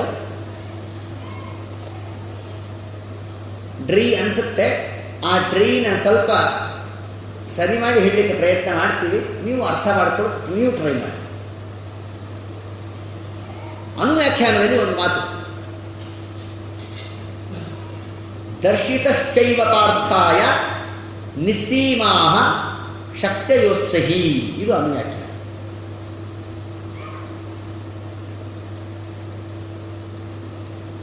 ಅಲ್ಲಿ ಒಂದು ವ್ಯಾಕರಣ ವಿಷಯ ಬರ್ತದೆ. ದರ್ಶಿತಶ್ಚೈವ ಪಾರ್ಥಾಯ ನಿಸ್ಸೀಮಾಹ ಶಕ್ತಯೋಸ್ಸಹಿ ಅಂತ ಇದು ಅನುವ್ಯಾಖ್ಯಾನದ ಮಾತು. ನಿಸ್ಸೀಮಾಹ ಅಂತ ಒಂದು ಶಬ್ದ. ಸುಧಾ ಅಂದ್ರೆ ಎಷ್ಟು ಕಟ್ಟ ಅಂತ ಪಾಪ ಜನಗಳಿಗೆ ಗೊತ್ತಾಗತ್ತೆ. ಅದಕ್ಕೆ ಸುಧಾ ಪಂಡಿತರು ಅಂದ್ರೆ ಅಷ್ಟು ಗೌರವ ಕೊಡೋದು, ಬಹಳ ಕಟ್ಟ ಅದು ಓದೋದು ಅಂತ. ಅಯ್ಯೋ ಸುಧಾ ಪಂಡಿತರು ಅಂದ್ರೆ ಅಂತ ಅಷ್ಟು ಕಷ್ಟಪಟ್ಟು ಓದಬೇಕು ಸುಧಾ ಅಂದ್ರೆ. ಈಗ ನೋಡ್ರಿ, ಈಗ ಹೇಳ್ತಾ ಇದ್ದೀವಿ, ಎಲ್ಲೋ ಒಂದು ಪಿನ್ ಪಾಯಿಂಟ್ ಹೇಳ್ತೀವಿ ಅಷ್ಟೇ, ಇದು ಅರ್ಥ ಆಗಲ್ಲ, ಅದು ಕಷ್ಟ. ನಿಸ್ಸೀಮಾಹ ಅಂತ ಒಂದು ಶಬ್ದ ಇದೆ. ಈ ಶಬ್ದ ಮಧ್ವಾಚಾರ್ಯ ಪ್ರಯೋಗ ಮಾಡಿದ್ದಾರೆ ಅನುವ್ಯಾಖ್ಯಾನದಲ್ಲಿ. ಅನುವ್ಯಾಖ್ಯಾನವೆಂಬ ಗ್ರಂಥಕ್ಕೆ ಟೀಕಾರಾಯರು ಬರೆದಿದ್ದು ಶ್ರೀಮನ್ಯಾಯ ಸುಧ. ಆ ಶ್ರೀಮನ್ಯಾಯ ಸುಧಕ್ಕೆ ವ್ಯಾಖ್ಯಾನ ಬರೆದಿದ್ದೆ ವಿವೃತ್ತಿ ಅಂತ ಹೇಳಿ ಕಂಬಾಲೂರು ರಾಮಚಂದ್ರ ತೀರ್ಥರದು ಮತ್ತೆ ರಾಯರದು ಪರಿಮಳ. ಇಲ್ಲಿ ನಿಸ್ಸೀಮಾಹ ಅಂತ ಒಂದು ಶಬ್ದ ಇದೆ. ವ್ಯಾಕರಣ ರೀತಿಯ ನಿಸ್ಸೀಮಾಹ ಅನ್ನೋ ಶಬ್ದದಲ್ಲಿ ಬೇರೆಯವರು ಆಕ್ಷೇಪ ಮಾಡ್ತಾರೆ. ನಿಸ್ಸೀಮಾಹ ಅಂತ ಶಬ್ದ ಇಲ್ಲ, ಅದು ತಪ್ಪು ಪ್ರಯೋಗ. ಶಾಸ್ತ್ರದಲ್ಲಿ ನಿಸ್ಸೀಮಾಹ ಅಂತ ಶಬ್ದ ಪ್ರಯೋಗನೇ ಕಂಡಿಲ್ಲ. ಆದ್ದರಿಂದ ಮಧ್ವಾಚಾರ್ಯರು ನಿಸ್ಸೀಮಾಹ ಅಂತ ಹೇಳಿದ್ದು ತಪ್ಪು ಅಂತ ಮಧ್ವಾಚಾರ್ಯರ ಪ್ರಯೋಗ ಮಾಡಿದ ನಿಸ್ಸೀಮಾ ಅನ್ನೋ ಶಬ್ದದ ಮೇಲೆ ದೊಡ್ಡ ವಾಕ್ಯಾರ್ಥ. ಇಲ್ಲಿ ಕಂಬಾಲ ರಾಮಚಂದ್ರತೀರ್ಥರು ಮತ್ತೆ ರಾಯರು ಬೆಳಗ್ತಾರೆ, ಟೀಕಾರಾಯರೇ ಹೇಳಿದ್ದಾರೆ, ಅದನ್ನು ವಿವರಿಸ್ತಾನೆ. ಅವನು ಹೇಳಿದ ನಿಸ್ಸೀಮಾ ಅನ್ನೋ ತಪ್ಪು. ಯಾಕೆ ತಪ್ಪು? ನಿಸ್ಸೀಮಾ ಅನ್ನೋ ಶಬ್ದ ತಪ್ಪು ಅಂತ ಯಾಕೆ ತಪ್ಪು? ಟೀಕಾರಾಯರು ಕೇಳ್ತಾರೆ ಯಾಕೆ ತಪ್ಪು? ಹೌದು ತಪ್ಪೆ ಅಂದ. ಯಾಕೆ ತಪ್ಪು ನೋಡ್ರಿ, ಸೀಮನ್ ಅಂತ ಒಂದು ಶಬ್ದ ಇದೆ ಸಂಸ್ಕೃತದಲ್ಲಿ. ಸೀಮನ್ ಶಬ್ದ, ಸೀಮನ್ ಶಬ್ದ ನಕಾರಾಂತ ಶಬ್ದ. ನಕಾರಾಂತ ಸೀಮನ್ ಶಬ್ದ ಇದೆಯಲ್ಲ, ಆ ಶಬ್ದ ಪ್ರಯೋಗ ಹೇಗೆ ಅಂದರೆ ಸೀಮಾ, ಸೀಮಾನೌ, ಸೀಮಾನಃ ಅಂತ ಪ್ರಯೋಗ. ಸೀಮಾನಃ ಅಂದ್ರೆ ಮಧ್ವಾಚಾರ್ಯರೆಂದರೆ ಸೀಮಾಹ ಅಂದರು. ಸೀಮಾನಃ ಅನ್ಬೇಕಾಗಿತ್ತು, ಸೀಮಾಹ ಅಂದರೆ ಮಧ್ವಾಚಾರ್ಯರು ಸೀಮಾಹ ಅನ್ನೋ ರೂಪನೇ ಇಲ್ಲ ಅಂದ ಮೇಲೆ ಮಧ್ವಾಚಾರ್ಯ ಪ್ರಯೋಗ ಮಾಡಿದ ಸೀಮಾ ಅನ್ನೋ ಶಬ್ದನೇ ತಪ್ಪು ಅಂತ ಅಂದರು. ಎಲ್ಲರೂ ಡ್ರೈ ಆಗುತ್ತೆ. ಆದರೆ ಇದನ್ನು ಯಾರು ಕಿವಿಯಿಂದ ಕೇಳ್ತಾರೋ ಅವ್ರಿಗೆ ಅನಿಷ್ಟೆಲ್ಲ ನಿವೃತ್ತಿ ಆಗುತ್ತೆ ಅಂತ ಟೀಕಾರಾಯರೇ ಹೇಳ್ತಾರೆ. ಸುಧಾರ ಅರ್ಥ ಆಯ್ತಂತ ಅನ್ಕೊಂತೀವಿ. ಏನು ಹೇಳ್ರಿ, ನೀವು ಹೇಳಬೇಡ, ನಾನು ಹೇಳ್ತೀನಿ. ನಿಸ್ಸೀಮಾಹ ಅನ್ನೋ ಜಾಗದಲ್ಲಿ ಸೀಮಾ ಅನ್ನೋ ಶಬ್ದ ಇಲ್ಲ, ಅದು ತಪ್ಪು. ಯಾಕೆ ಅಂದರೆ ನಕಾರ ಅಂತ ಸೀಮನ್ ಅಂತ ಒಂದು ಶಬ್ದ ಇದೆ. ಆ ಸೀಮನ್ ಅನ್ನೋ ಶಬ್ದಕ್ಕೆ ಸೀಮಾನಃ ಅಂತ ಆಗುತ್ತೆ. ಸೀಮಾನಃ ಅಂತ ಹೇಳಬೇಕಾದಲ್ಲಿ ಮಧ್ವಾಚಾರ್ಯರು ಸೀಮಾಹ ಅಂದಿದ್ದಾರೆ. ಆದ್ದರಿಂದ ಸೀಮಾನಃ ಅಂತ ಹೇಳಬೇಕಾದಲ್ಲಿ ಸೀಮಾಹ ಅಂದರೆ ಅದು ತಪ್ಪಾಗುತ್ತೆ. ಆದ್ದರಿಂದ ಮಧ್ವಾಚಾರ್ಯರು ಪ್ರಯೋಗ ಮಾಡಿದ್ದು ತಪ್ಪು ಅಂತ ಟೀಕಾರಾಯರಂದ್ರು. ಬೇಷ್, ನಿಂದ ಮುಗಿತಾ ಹರಿಕತೆ? ಯಾಕಂದ್ರೆ ಈಗ ನಾನು ಮಾತಾಡೋಕ್ಕೆ ಶುರು ಮಾಡೋದ್ರಲ್ಲಿ ನೀನು ಮಾತಾಡ್ಲಿಕ್ಕಾಗಲ್ಲ ಅಂದರು ಟೀಕಾರಾಯ. ನಿಂದು ಏನಿದ್ದು ಶಂಕ ಊದ್ಬಿಡು, ಆಮೇಲೆ ನಾನು ಮಾತಾಡಿದೆ ಅಂದರೆ ನೀನು ಮಾತಾಡ್ಲಾರಿ ಅದಕ್ಕೆ ಅಂತ ಅಂದರು ಟೀಕಾರಾಯರು. ಸರಿ ಆಯ್ತಾನಪ್ಪ, ನಿನ್ನ ಮಾತು ಮುಗಿತಾ? ಹೇಳ್ತೀನಿ ಕೇಳಿ. ನೀನು ಹೇಳಿದಲ್ಲ ನಕಾರ ಅಂತ ಶಬ್ದ ಸೀಮನ್ ಅಂತ ಶಬ್ದ, ಅದು ಸೀಮನ್ ಅನ್ನುವ ಶಬ್ದದಲ್ಲಿ ಪ್ರಯೋಗ ನಡೆಸಿದಾಗ ಸೀಮಾ, ಸೀಮಾನೌ, ಸೀಮಾನಃ ಅಂತ ಆಗಬೇಕಾಗಿತ್ತು ಅಂತ ನೀನು ಹೇಳಿದೆ. ಅದಕ್ಕೆ ಮಧ್ವಾಚಾರ್ಯರು ಸೀಮಾನಃ ಅಂತ ಅನ್ಬೇಕಾಗಿತ್ತು, ಸೀಮಾಹ ಅಂದ್ರು, ಅದು ತಪ್ಪು ಅಂತ ನೀನಂದ್ರು. ಈ ಸೀಮಾ ಅನ್ನೋ ಶಬ್ದ ಎಷ್ಟು ವೆರೈಟಿ ಇದೆ ಅಂತ ನಿನಗೆ ಒಂದು ಗೊತ್ತಾ? ಸೀಮಾ ಅನ್ನೋ ಶಬ್ದ ಎಷ್ಟು ಪ್ರಕಾರ ಇದೆ, ಎಷ್ಟು ರಕ ಇದೆ. ಅದಕ್ಕೆ ಒಂದು ವ್ಯಾಕರಣ ಸೂತ್ರ ಹೇಳಿದವರು, ಸೀಮ ಸೀಮಾ ಸ್ತ್ರೀಯಾ ಉಭೇ. ಸೀಮಾ ಅನ್ನೋ ಶಬ್ದ ಎರಡು ರಕ ಇದೆ, ಎರಡು ವೆರೈಟಿ. ಸೀಮ ಸೀಮಾ ಸ್ತ್ರೀಯಾಂ ಉಭೇ. ಸೀಮನ್ ಅಂತ ಒಂದು ಶಬ್ದ ಅದೇ, ಸೀಮಾ ಅಂತ ಒಂದು ಶಬ್ದ ಅದೇ.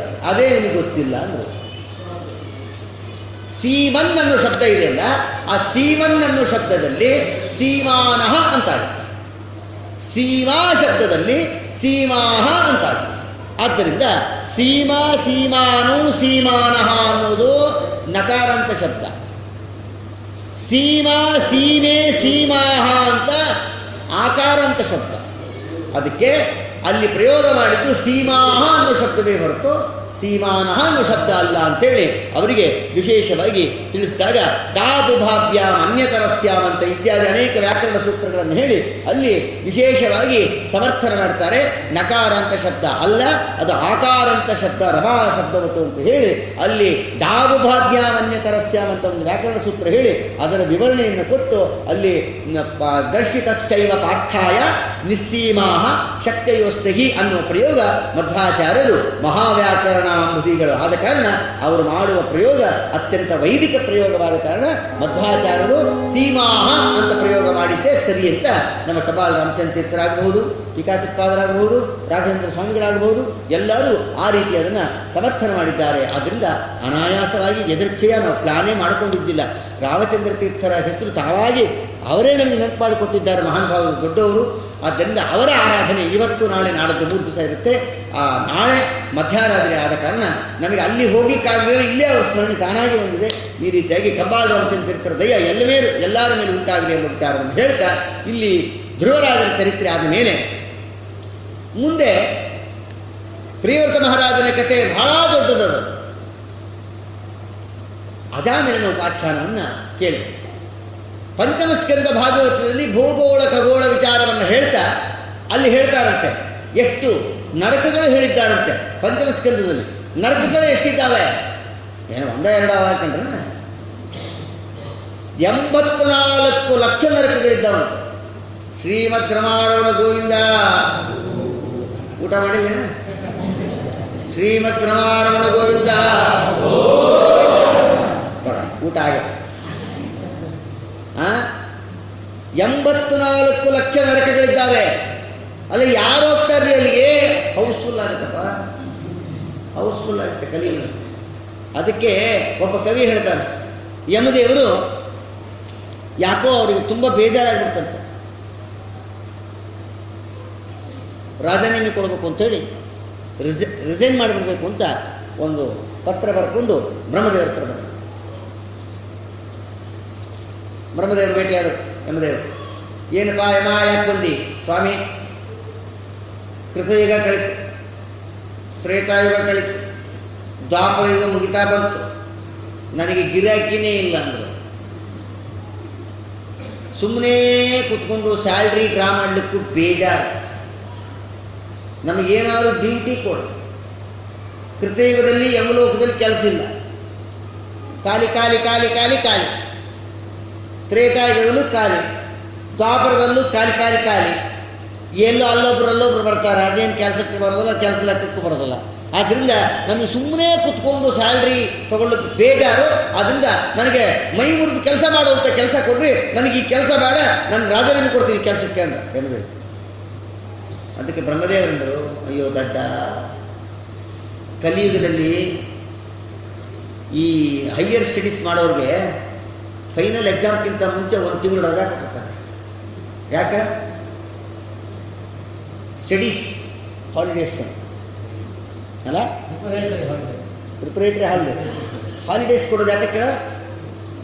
24 ಗಂಟೆ ಟಿ ವಿ ನೋಡ್ತಾ ಕೂತಿರ್ಲಿ ಅಂತಲ್ಲ, ಅವರು ಪ್ರಿಪೇರ್ ಆಗಲಿ ಓದಲಿಕ್ಕೆ ಅಂತ. ಹಂಗೆ ನಿನಗೆ 24 ಗಂಟೆನೂ ಡ್ಯೂಟಿ ಸ್ಟಾರ್ಟ್ ಆಗ್ತದೆ ಕಲಿಯುಗದಲ್ಲಿ. ಆವಾಗ ನಿನಗೆ ರೆಸ್ಟ್ ಸಿಗಲ್ಲ. ಅದಕ್ಕೆ ಅಡ್ವಾನ್ಸ್ ರೆಸ್ಟು, ಕೃತಯುಗ, ತ್ರೇತಾಯುಗ, ದ್ವಾಪರಯುಗ 3 ಯುಗ ರೆಸ್ಟ್ ತಗೊಂಡ್ಬಿಡು. ಆಮೇಲೆ ಕಲಿಯುಗದಲ್ಲಿ ರೆಸ್ಟ್ ಕೇಳಬೇಡ, ಕಲಿಯುಗದಲ್ಲಿ ರಜಾ ಕೇಳಬೇಡ, ರೆಸ್ಟು ಕೇಳಬೇಡ. 24 hours ಡ್ಯೂಟಿ, ಆನ್ಲೈನ್ ಡ್ಯೂಟಿ ಇರ್ತದೆ ನಿನಗೆ ಅವಾಗ. ಯಾಕೆ? ಎಲ್ಲ ಗುಂಪು ಗುಂಪು ಗುಂಪು ಬರ್ತವೆ ಯಮಲೋಕಕ್ಕೆ. ಅವಾಗ ಬೂದಿ ಕೊಡುವ ಗುಂಪು ಬರ್ತಾವೆ, ಮತ್ತೊಂದು ಗುಂಪು ಬರ್ತಾವೆ, ಮಗದೊಂದು ಗುಂಪು ಬರ್ತಾವೆ, ಸೋತ್ತಮ ಅಪರಾಧ ಮಾಡೋ ಗುಂಪು ಬರ್ತಾವೆ, ನಾವೇ ದೊಡ್ಡವರು ಅಂತ ಹೇಳೋರು ಗುಂಪುಗಳು ಬರ್ತಾವೆ ಪರಂಪರೆಯಲ್ಲಿ. ಅದಕ್ಕೋಸ್ಕರವಾಗಿ ಗುಂಪು ಗುಂಪೇ ಬರ್ತಾವೆ. ಎಲ್ಲವಕ್ಕೂ ಚಾಟಿಯೇಟ್ ಹೊಡಿಬೇಕಾಗ್ತದೆ ನೀನು. ಅದಕ್ಕೋಸ್ಕರನೇ ನಿನಗೆ 3 ದಿವಸ 3 ಯುಗ ನಿನಗೆ ರಜಾ ಕೊಟ್ಟಿರೋದು. ಕಲಿಯುಗ 24 hours ಕೆಲಸ ಇರ್ತದೆ. ಬಿಡು, ಪೇಪರ್ ಹರಿದಾಕೊಂಡು ಯಮದೇವರಿಗೆ ಅವಾಗ ಹೇಳ್ತಾರೆ, ಕಲಿಯುಗದಲ್ಲಿ ಗುಂಪು ಗುಂಪೇ ಬರ್ತದೆ, ಅವಾಗ ಡ್ಯೂಟಿ ಮಾಡಬೇಕಾಗ್ತದೆ ಅಂತ. ಅದಕ್ಕೆ ಕಲಿಯುಗದಲ್ಲಿ ನರಕಕ್ಕೆ ಹೋಗಲಿಕ್ಕೆ ಬೇಕಾದ ಪಾಪ ಜಾಸ್ತಿ ಆಗ್ತದೆ. ಅಷ್ಟೇ ಅಲ್ಲ, ಮೋಕ್ಷಕ್ಕೆ ಹೋಗಲಿಕ್ಕೆ ಬೇಕಾದ ಪುಣ್ಯನೂ ಜಾಸ್ತಿ ಮಾಡು. ಕಲಿಯುಗದಲ್ಲಿ ಹರಿನಾಮವ ನೆನೆದರೆ ಕುಲಕೋಟಿಗಳು ಉದ್ಧರಿಸುವವು. ಇದೇ ಶ್ರೀಪಾದರಾದರೆ ಅಂತಾರೆ. ಏನು ಗೊತ್ತಾ? ಕಲಿಯುಗದ ಕಾಯನದಿ ಕೇಶವನೆಂದರೆ ಕೈಗೂಡುವನು ರಂಗವಿಠಲ. ಯಾಕಂದರೆ ಕೃತತ್ರೇತ ದ್ವಾಪರಯುಗದಲ್ಲಿ 1000 ವರ್ಷ ಯಜ್ಞಗಳನ್ನು ಮಾಡಬೇಕು. ಯಾವ ಕಲಿಯುಗದಲ್ಲಿ ಹಂಗಲ್ಲ, ಭಕ್ತಿ ಶ್ರದ್ಧೆಯಿಂದ ದೇವರ ಸ್ಮರಣೆ ಮಾಡಿಬಿಟ್ರಾಯ್ತು. ಗಂಗಾದಿ ಸಕಲ ತೀರ್ಥಂಗಳಿಗಧಿಕವಿದು ಹರಿಯ ನಾಮ ಹಿಂಗದೆ ಜನರಿ ಮಂಗಳಕರವಿದು ಹರಿಯ ನಾಮ. ಗಂಗಾದಿ ಸಕಲ ತೀರ್ಥಂಗಳಿಗಧಿಕವಿದು ಹರಿಯ ನಾಮ. ಹಿಂಗದೆ ಜನರಿಗೆ ಮಂಗಳಕರವಿದು ಹರಿಯ ನಾಮ. ಸ್ನಾನ ಸಂಧ್ಯಾ ವಂದನೆ ಮಾಡದವಗೆ ಹರಿಯ ನಾಮ. ಜ್ಞಾನವೂ ಇಲ್ಲದ ಮೂಢಾತ್ಮ ಜನರಿಗೆ ಹರಿಯ ನಾಮ. ದಾನ ಧರ್ಮಕ್ಕನುಕೂಲವಿಲ್ಲದವಗೆ ಹರಿಯ ನಾಮ. ದಾನ ಧರ್ಮಕ್ಕನುಕೂಲವಿಲ್ಲದವಗೆ ಹರಿಯ ನಾಮ.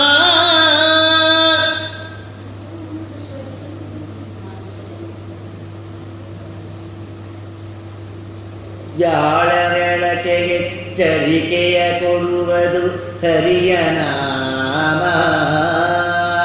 ಜಾಳಿಗೆ ಹುಣ್ಣು ತುಂಬಿಟ್ಟಂತೆ ಕಾಣಿರೋ ಹರಿಯ ನಾಮ. ಈ ರೀತಿಯಾಗಿ ಪುರಂದರ ವಿಠಲ ಅಂತ ಬರ್ತದೆ. ಆ ಪುರಂದರ ವಿಠಲನೆಂಬ ದಿವ್ಯನಾಮ ಅಂತ ಇಂಥ ಒಂದು ಪರಮಾತ್ಮನ ನಾಮಸ್ಮರಣೆ ಭಕ್ತಿ ಶ್ರದ್ಧೆಯಿಂದ ಯಾರು ಮಾಡ್ತಾರೋ ಕಲಿಯುಗದಲ್ಲಿ ಅವರಿಗೆ ಅಪೇಕ್ಷಿತ ಎಲ್ಲ ಫಲಗಳು ಸಿಗ್ತವೆ. 84 ಲಕ್ಷ ನರಕಗಳಲ್ಲಿ VIPs ಕೆಲವರಿಗೆ, VVIPs ಕೆಲವರು, VMIPs ಕೆಲವರು, VVVVIPs ಕೆಲವರು, VVVMPS ಕೆಲವರು. ಎಷ್ಟು ಜನ ಇದ್ದಾರೋ ಹೋಗೋರು. ಇದು ಯಾವುದಕ್ಕೂ ನಮಗೆ ಭಯ ಇಲ್ಲ. ಯಾಕೊತ್ತಾ? ಇವು ಯಾವ ಭಯವೂ ನಮಗಿಲ್ಲ. ಯಾಕೆ? ವಿದ್ಯಾಪುರ ಕಾಲನಿ ರಾಯರ ಮಠದಲ್ಲಿ ಭಾಗವತ ಕೇಳಿವಲ್ಲ, ಅದರಲ್ಲಿ ಯಾವ ಭಯ ಇಲ್ಲ. ಯಮಲೋಕದ ಭಯ ನಮಗಿಲ್ಲ. ನೀವು ಗಾಬರಿ ಆಗಬೇಡ್ರಿ. ಏನು ಸ್ವಾಮಿಗಳು ಮುಗಿಸೋ ಕಾಲಕ್ಕೆ ದರ್ಕ ವಿಷಯ ಹೇಳ್ಬಿಟ್ರು ಅಂತ ರಾತ್ರಿ ಎಲ್ಲ ಮತ್ತೆ ಗಾಬರಿ ಆಗೋದು ಬೇಡ. ನಾವು ವಿದ್ಯಾಪುರ ಕಾಲನಿ ರಾಯರ ಮಠಕ್ಕೆ ಹೋಗಿದ್ದೀವಿ, ಅಲ್ಲಿ ಪ್ರವಚನ ಕೇಳೀವಿ, ರಾಯರ ಹತ್ರ ಕೂತ್ಕೊಂಡು. ಆದ್ದರಿಂದ ನಮಗೆ ಯಮಲೋಕಕ್ಕೆ ಹೋಗೋ ಕಾಟ ಇಲ್ಲ, ಯಮದೂತರ ದರ್ಶನವೂ ನಮಗಾಗಲ್ಲ ಅಂತ ಧೈರ್ಯವಾಗಿರ್ರಿ ಅಂತ ಸ್ವಾಮಿಗಳು ಹೇಳ್ತಾ ಇಲ್ಲ, ಭಾಗವತ ಹೇಳ್ತಾ ಇಲ್ಲ. ಆದ್ದರಿಂದ ಹುಷಾರಾಗಿರು, ಏನು ಗಾಬರಿ ಆಗಬೇಕಾಗಿಲ್ಲ. ಪರಮಾತ್ಮನ ಧ್ಯಾನವನ್ನು ಮಾಡ್ತಾ ಪರಮಾತ್ಮನ ಸೇವೆಯಲ್ಲೇ ಸದಾ ನಿರತರಾದವರಿಗೆ ಯಾವ ನರಕ ಭಯ ಇಲ್ಲ, ಯಾವ ಯಮದೂತರ ಕಾಟವೂ ಇಲ್ಲ. ಆದರೂ ಅದೆಲ್ಲ ಪರಿಹಾರ ಆಗಬೇಕು ಅಂದರೆ ಅಜಾಮಿಳನ ಕಥೆಯನ್ನು ಕೇಳಬೇಕು ಅಂತ ಹೇಳ್ತಾರೆ. ಅಜಾಮಿಳನ ಕಥೆ ಕೇಳಿದ್ರೆ ಎಲ್ಲ ನರಕ ನಿವೃತ್ತಿ ಆಗುತ್ತೆ, ಪಾಪಗಳ ನಿವೃತ್ತಿ ಆಗುತ್ತೆ ಅಂತ ಹೇಳ್ತಾರೆ. ಆದ್ದರಿಂದ ಅಜಾಮಿಳನ ವ್ರತವನ್ನು, ಅಜಾಮಿಳನ ಚರಿತ್ರೆಯನ್ನು ಕೇಳಿದ್ರೆ ಸರ್ವಮಂಗಳ ಅಂತಂತಾರೆ. ಅಜಾಮಿಳನ ಚರಿತ್ರೆ ಹೇಳೋಣ ನಾಳೆ.